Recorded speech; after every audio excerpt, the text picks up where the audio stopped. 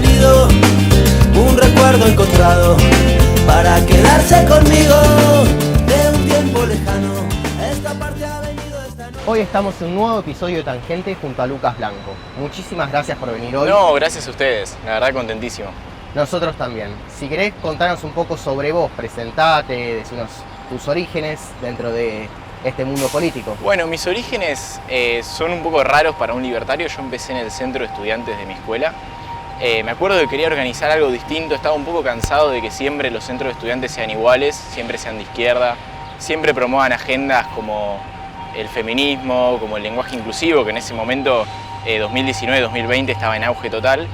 Y nada, quisimos hacer como una especie de contrarrevolución y armar el primer centro, no te diría libertario, porque no hacíamos política, pero el primer centro que era un poco más coherente con lo que los alumnos querían.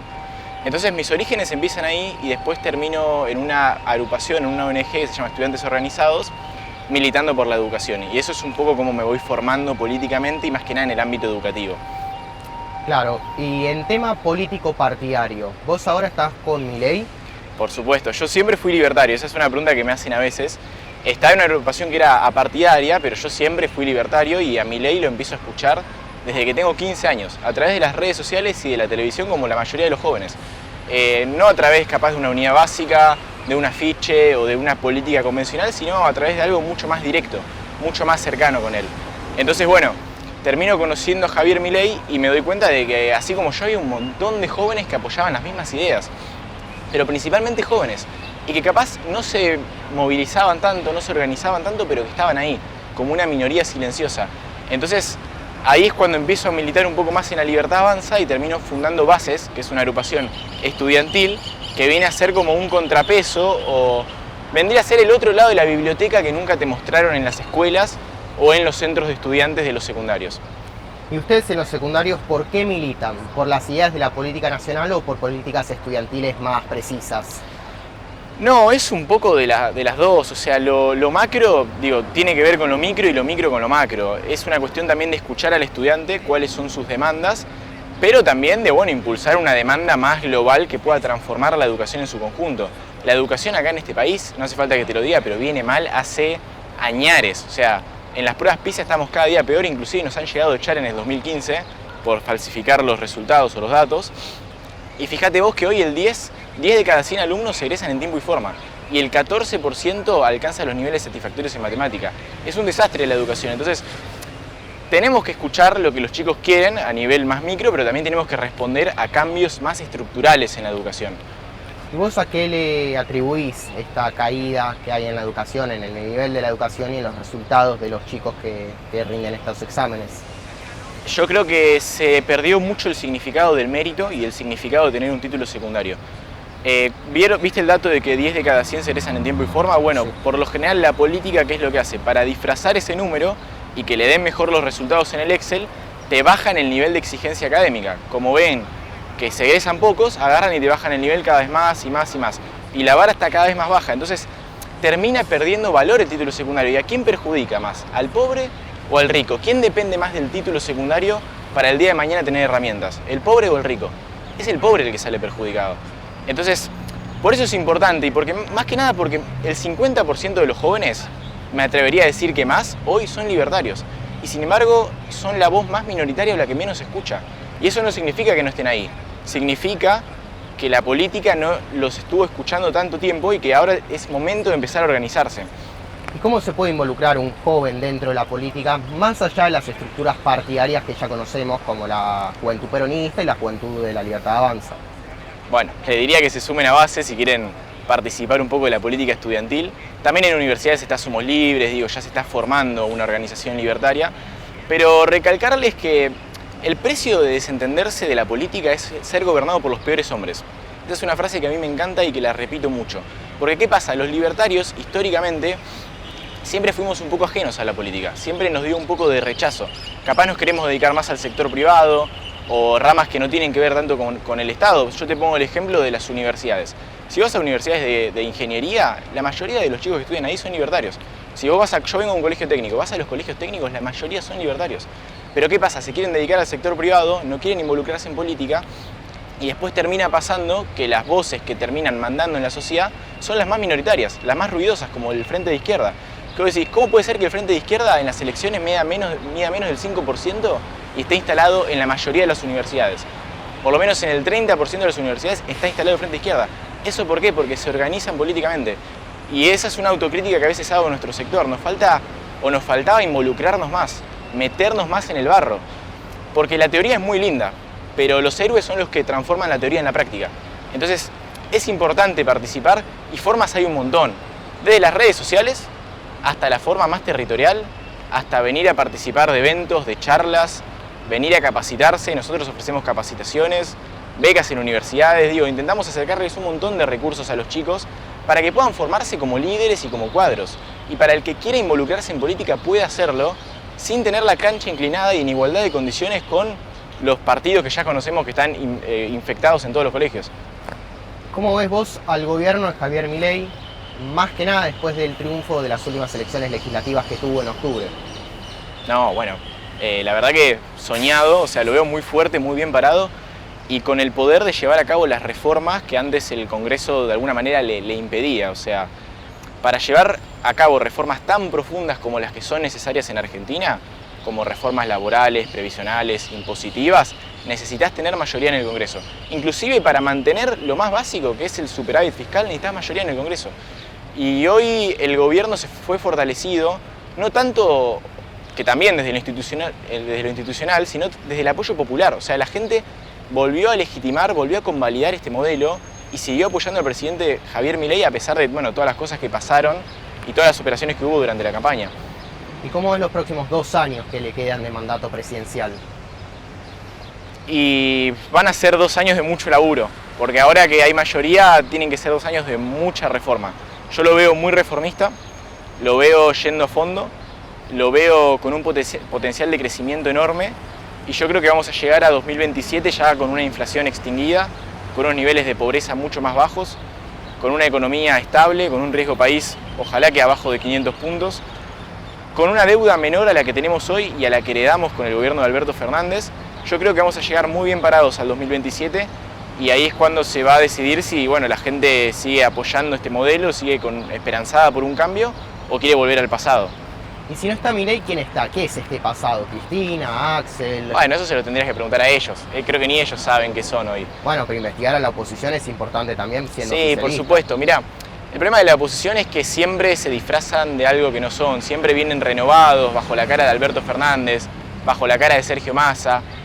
Y después terminan siendo lo mismo que antes, que al final es socialismo. O sea, un socialismo adaptado del siglo XXI, pero a fin de cuentas es el agrandamiento del Estado, es la corrupción como modelo, es el zafaronismo, es el proteger al delincuente y no a la víctima. O sea, al final de cuentas el modelo es el mismo, pero te van cambiando las caras. Por eso se tiene que cambiar el nombre. ¿Viste que en cada elección se cambian el nombre? Porque quieren renovarse frente al público, pero a fin de cuentas, sea Cristina, sea Kicillof, sea Massa, son lo mismo. Sí, pero también está el tema que cuando Milei asume, necesitó contar con varias personas para poder gestionar.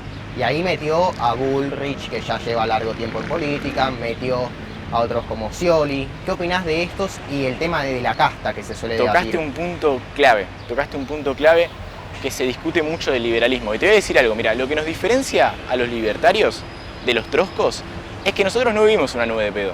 Nosotros vinimos a involucrarnos en política porque de verdad queremos un cambio y vinimos a ganarles en sus propias reglas del juego. O sea, la única forma de cambiar la sociedad es metiéndose en el barro, metiéndose en la política.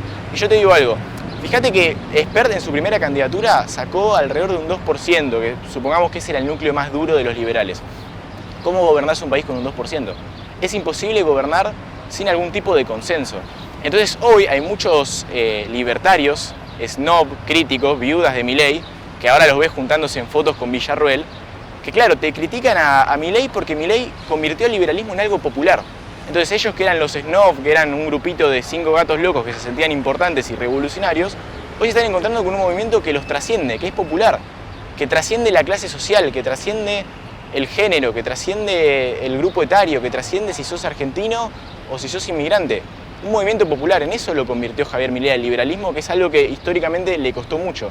Salir de la academia y llegar a la clase más popular. Y hoy creo que la gente entiende conceptos que antes no entendía. Entonces, muchos de estos liberales que hoy critican al gobierno, como por ejemplo Emmanuel Danan, yo lo escuché decir una cosa que es muy interesante. Dice, el gobierno no acepta a los libres pensadores.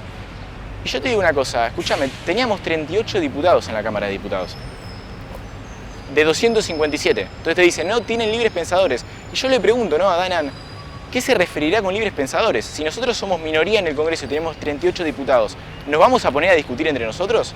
¿Esa es una buena manera de organizarse políticamente? Entonces yo creo que el liberalismo entendió lo que es la organización política y la entendió como el vehículo para llevar a cabo sus ideas.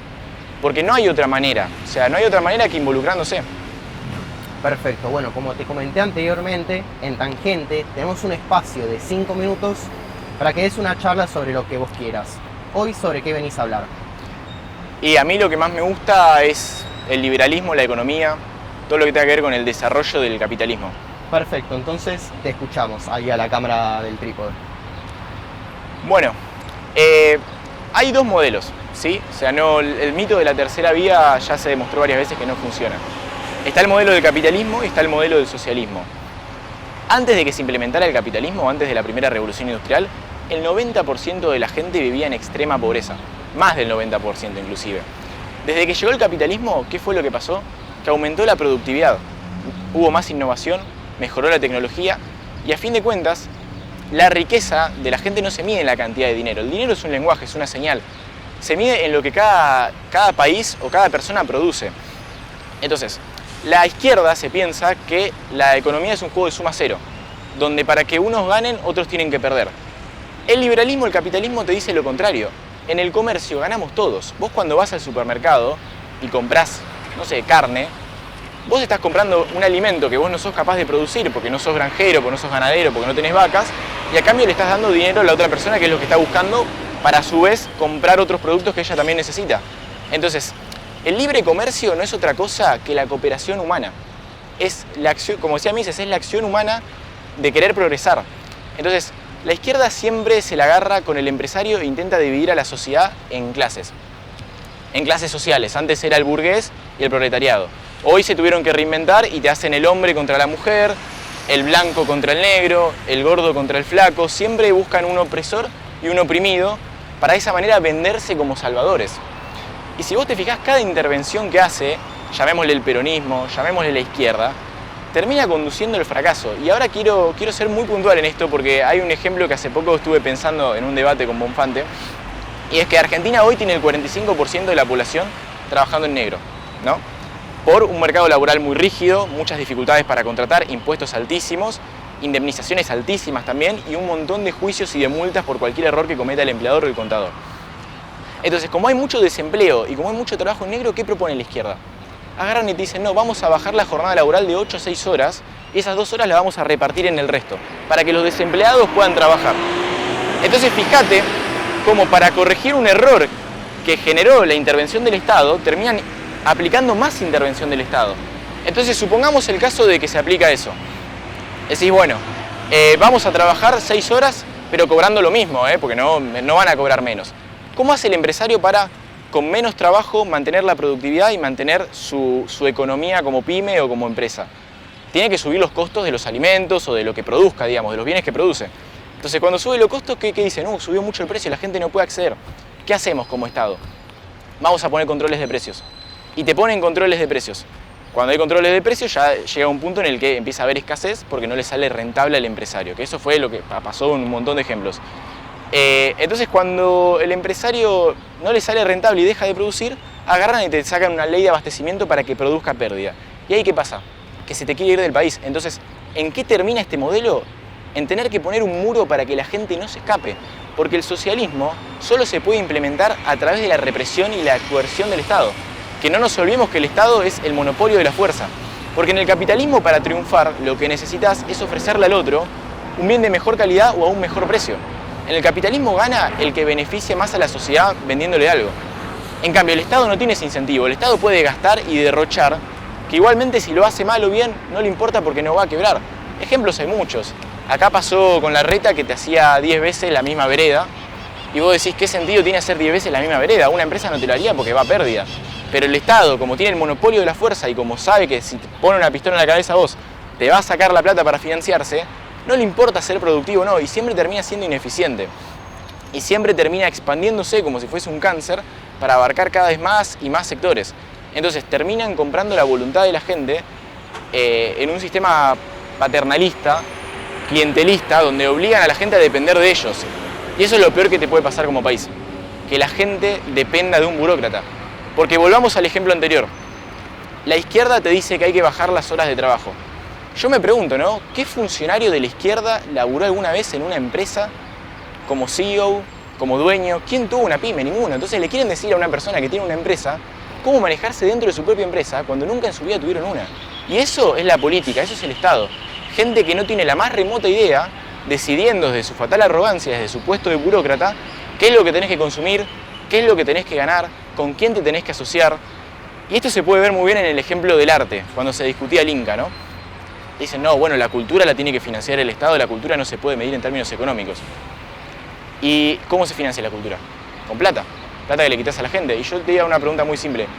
Si la gente no la quiere comprar, o mejor aún, si vos no lo querés comprar, ¿vos pagarías por esa obra que estás haciendo que el resto pague? No, nadie pagaría por esa. En cambio quieren hacer que el otro los pague por ellos, para ellos vendérselo a la sociedad como un logro, como un triunfo, como una conquista personal. Es absolutamente perverso si te lo pones a pensar como idea. Perfecto. Abordaste muchos temas. Varios también los mencionaron en otras entrevistas, como la de Luca Bonfante, la de Diego Recalde, que hablaron del Inca, de la situación de los trabajadores. Te pongo otro ejemplo más para salir del Inca. Perfecto, sigamos con el Inca. Y de paso los invitamos a ver a las dos entrevistas en las que hablamos sobre el Inca. Yo creo que el Estado tiene que estar para financiar aquello que el sector privado hoy no puede hacer. Como por ejemplo justicia, defensa, seguridad. Pero ¿qué pasa? El político, en su arte de querer seguir en el poder, en su arte de querer mantenerse ahí, termina expandiendo cada vez más y cooptando más sectores de la sociedad y financiando más cosas que no tienen ningún sentido. ¿Qué sentido tiene, por ejemplo, que una provincia tan pobre como La Rioja le paguen un recital a Lali con la plata de los contribuyentes para que Lali dé un concierto?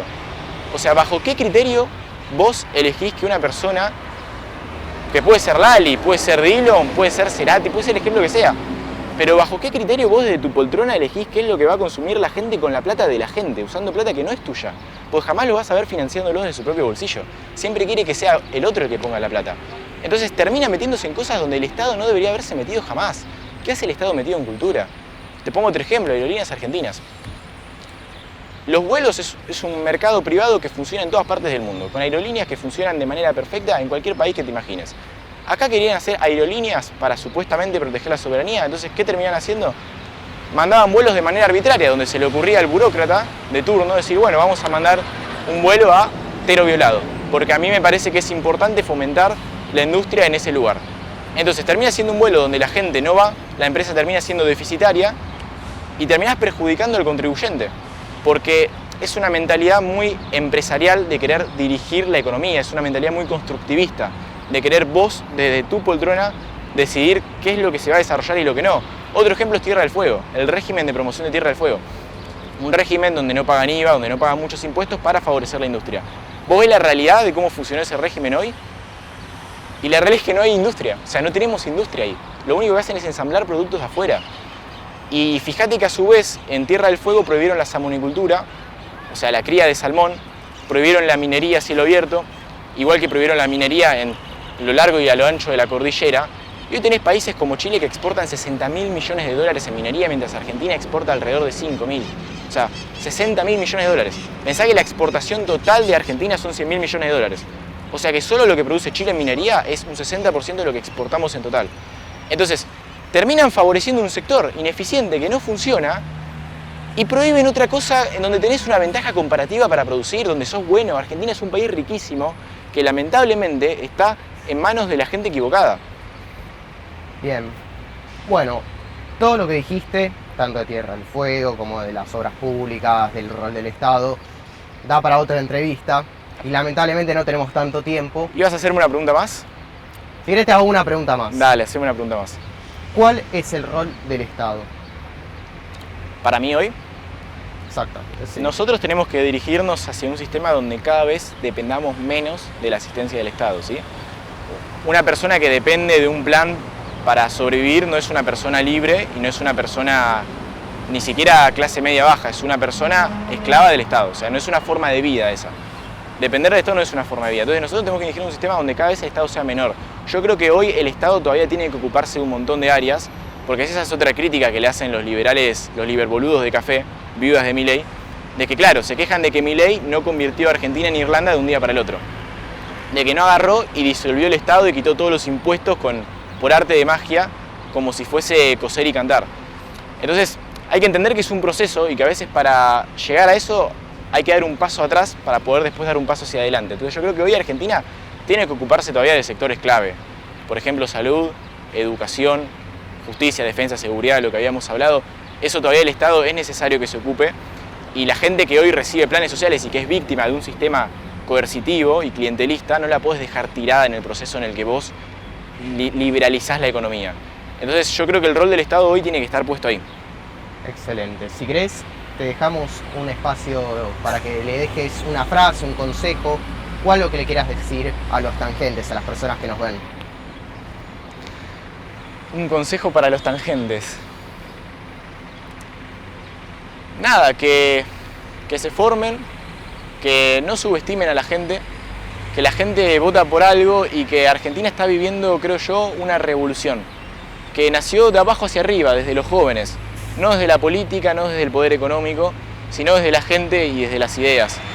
Y yo creo que hay que luchar por mantener vivas esas ideas, porque el cambio no es solamente ganar una presidencial, ni siquiera te diría llenar el Congreso, el cambio es ganar en las mentes de las personas, en las ideas de las personas. La mayor batalla es la cultural, y es la que hay que mantener viva. Hay una frase que me encanta que es: mantengamos las ideas vivas hasta que lo políticamente imposible se vuelva políticamente inevitable. Y bueno, y que de esa manera pueda Argentina crecer y volver a ser un país grande como a principios del siglo XX lo supo ser.